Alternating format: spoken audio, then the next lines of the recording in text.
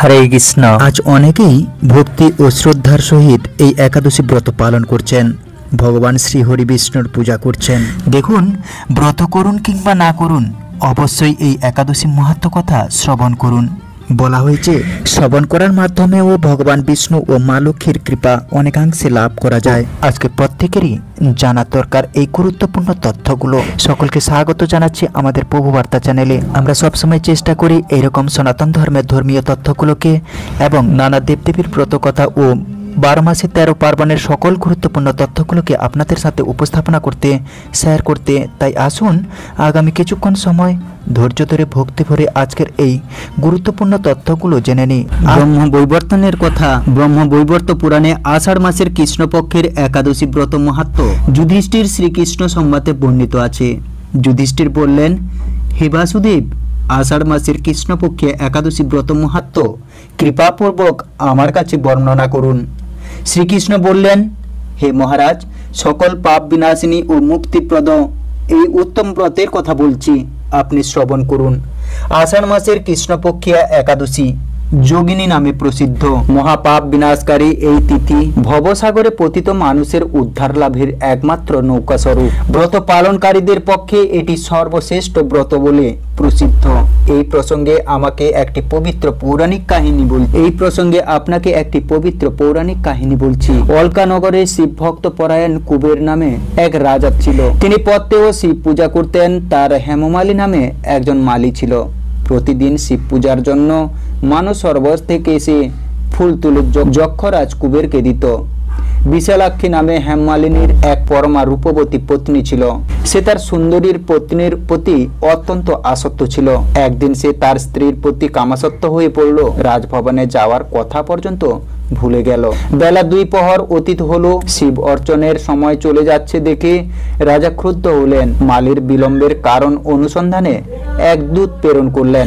দূত এসে রাজাকে বলল, সে গৃহে স্ত্রীর সাথে আনন্দে মত্ত। দূতের কথা শুনে কুবের রেগে তখনই মালিকে তার সামনে হাজির করতে আদেশ দিল। এদিকে মালিক পূজার সময় অতিবাহিত হয়েছে বুঝতে পেরে অত্যন্ত ভয় পেল। তাই স্নান না করেই সে রাজার কাছে উপস্থিত হলো। তাকে দেখা মাত্র রাজা ক্রোধবশে চোখ রাঙিয়ে বললেন, রে পাপিষ্ঠ দুরাচার, তুই দেব পূজার পুষ্প আনতে অবজ্ঞা করেছিস, তাই আমি তোকে অভিশাপ দিচ্ছি। তুই শ্বেত কুষ্ঠগ্রস্ত হয়ে যা এবং তোর প্রিয়তমা ভার্যার সাথে তোর চির বিয়োগ সংগঠিত হোক। রে নীচ, তুই এখনই এই স্থান থেকে ভ্রষ্ট হয়ে অধঃগতি লাভ কর। কুবেরের এই অভিশাপে হেমমালী তার পত্নীর সাথে স্বর্গভ্রষ্ট হয়ে দীর্ঘকাল যাবৎ কুষ্ঠরোগ ভোগ করতে লাগলো। রোগের যন্ত্রণায় দিন অথবা রাত্রি কখনোই সে সুখ পেত না। এভাবে শীত গ্রীষ্মের প্রচন্ড বেদনায় বহু কষ্টে সে দিন যাপন করতে লাগলো। কিন্তু দীর্ঘদিন মহাদেবের অর্চনের ফুল সংগ্রহের সুকৃতির ফলে সে শাপগ্রস্ত হয়েও বৈষ্ণব শ্রেষ্ঠ শিবের বিস্মরণ কখনো হয়নি। একদিন হেমমালী ভ্রমণ করতে করতে হিমালয়ে শ্রী মার্কেন্ড ঋষির আশ্রমে উপস্থিত হলো। কুষ্ঠরোগে পীড়িত সপত্নী হেমমালীকে দর্শন করে শ্রী মার্কণ্ডীয় তাকে জিজ্ঞাসা করলেন, তুমি কার অভিশাপে এইরকম নিন্দনীয় কুষ্ঠরোগগ্রস্ত হয়েছ? সে উত্তর দিল, হে মুনিবর, রাজা ধন কুবেরের আমি ভৃত্য ছিলাম। আমার নাম হেমমালী। আমি প্রত্যহ মানস সরোবর থেকে ফুল তুলে শিব পূজার জন্য রাজাকে দিতাম। কিন্তু দুর্ভাগ্যক্রমে একদিন স্ত্রীর মনোরঞ্জন হেতু কামাসক্ত হওয়ায় সেই ফুল দিতে বিলম্ব হয়। রাজার অভিশাপে এই রকম দুর্দশাগ্রস্ত হয়েছি। পরোপকারী সাধুগণের স্বাভাবিক কর্ম। হে ঋষিশ্রেষ্ঠ, আমি অত্যন্ত অপরাধী, কৃপা করে আমার প্রতি প্রসন্ন হন। তখন দয়ার্থ চিত্ত মার্কেন্ড মুনি বললেন, হে মালী, তোমার মঙ্গলের জন্য শুভফল প্রদানকারী এক ব্রতের উপদেশ করছি। তুমি আষাঢ় মাসের কৃষ্ণপক্ষের যোগিনী নামক একাদশী পালন করো। এই ব্রতের পূর্ণ প্রভাবে তুমি অবশ্যই কুষ্ঠব্যাধি থেকে মুক্ত হবে। শ্রীকৃষ্ণ বললেন। ঋষির উপদেশ শ্রবণ করে হেমমালী তাকে প্রণাম জানালো। পরে অত্যন্ত আনন্দে ঋষির আদেশ মতো নিষ্ঠার সঙ্গে যোগিনী একাদশী ব্রত পালন করলো। এইভাবে হেমমালী সমস্ত রোগ থেকে মুক্ত হলো ও পত্নী সহ সুখে দিন যাপন করতে লাগলো। হে মহারাজ যুধিষ্ঠির, আমি আপনার কাছে এই ব্রত উপবাসের মহিমা কীর্তন করলাম। এই ব্রত পালনে 88,000 ব্রাহ্মণকে ভোজন করানোর ফল লাভ হয়। যে ব্যক্তি এই মহাপাপ বিনাশকারী ও পূর্ণ ফল প্রদায়িনী যোগিনী একাদশীর কথা পাঠ ও শ্রবণ করে সে অচিরেই সর্বপাপ থেকে মুক্ত হবে। জয় যোগিনী একাদশী। এই ছিল আজকের যোগিনী একাদশীর বিশেষ মাহাত্ম্য কথা। এখন ঘুমানোর পূর্বে যে বিশেষ একটি মন্ত্র, যে মহাপ্রভাবশালী এই মন্ত্র, সেই মন্ত্রর কথা জানবো। একাদশী ব্রত কেন এত মাহাত্ম্যপূর্ণ?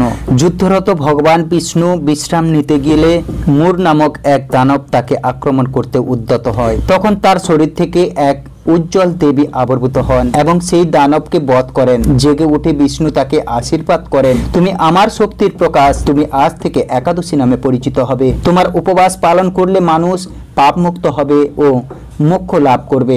এই কারণেই একাদশী ব্রত এত পবিত্র এবং এতই মাহাত্ম্যপূর্ণ।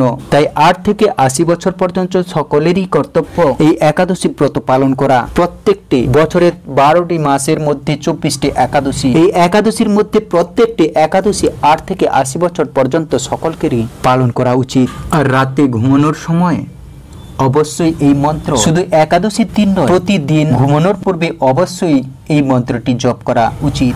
এবং দেখবেন এই মন্ত্রটি ভগবান শিব পর্যন্ত এই মন্ত্রটি জপ করেন এবং সুখ ও সমৃদ্ধির সাথে বিরাজ করেন। তো রাতে ঘুমানোর পূর্বে অবশ্যই এই মন্ত্রটি জপ করুন। ওং শ্রী পদ্মনাভায় নমো নমঃ। ওং শ্রী পদ্মনাভায় নমো নমঃ। ওং শ্রী পদ্মনাভায় নমো নমঃ। এবং যোগিনী একাদশী 22শে জুন আমরা রবিবার পালন করছি এবং পরের দিন সোমবার অবশ্যই সকাল 9:25 মধ্যে কলকাতা সহ পুরো ভারতবর্ষে আমাদের এই যোগিনী একাদশীর ব্রত পালন অথবা ব্রত ভঙ্গ করে নিতে হবে। আমরা পঞ্চরবি শস্য ভগবানকে নিবেদন করে অবশ্যই এই পঞ্চরবি শস্য ভগবানকে নিবেদন করে এই সময়ের মধ্যে পালন করে নেবেন। হরে কৃষ্ণ, জয় নিতাই, রাধে রাধে।